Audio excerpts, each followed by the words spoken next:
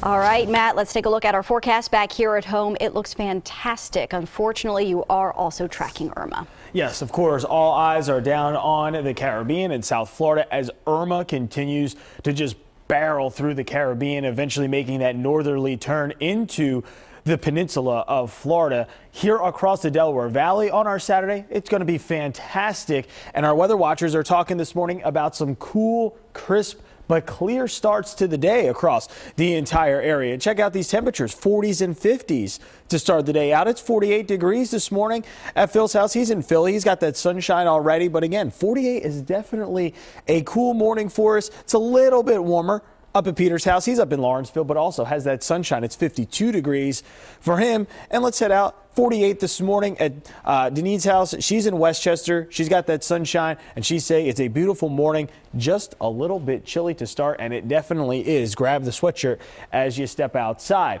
Now let's go back down to the tropics. Of course, we're talking about Irma as it now continues to interact with Cuba, and then it will eventually make that northerly turn, go through the Florida Straits, and then start to affect the continental United States, especially the peninsula of Florida. Right now, again, this was our update from just about almost 2 hours ago now at this point, from 5 a.m. At that point, we did have 155-mile-an-hour winds. Also at that point, we haven't had that much interaction with the actual mainland of Cuba.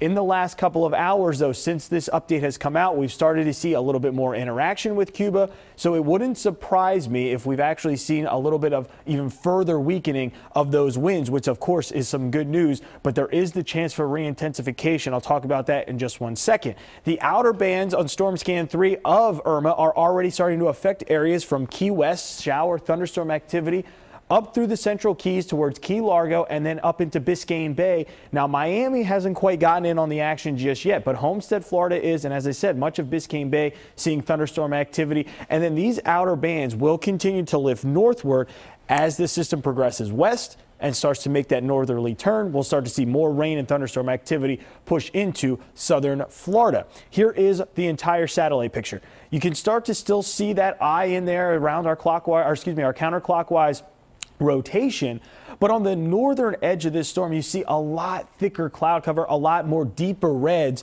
and that is indicative of thicker and higher clouds. But as you see there across mainland Cuba, we're getting some breaks in the outer bands. That's some good news. That's some weakening because, again, we're continuing to interact with the mainland of Cuba, and that land is weakening things. But once, unfortunately, it makes that northerly turn, this water in the Florida Straits, in between the southern end of Florida and the northern coast of Cuba, mid-80s to around 90 degrees.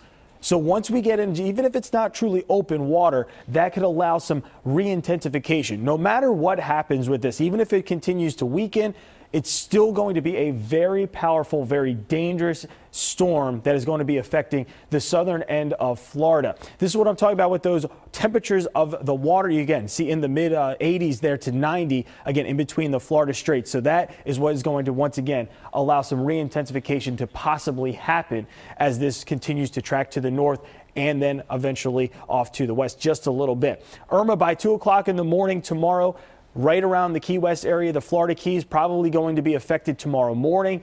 Gets in towards the Naples area, also towards Fort Myers by about 2 o'clock in the afternoon.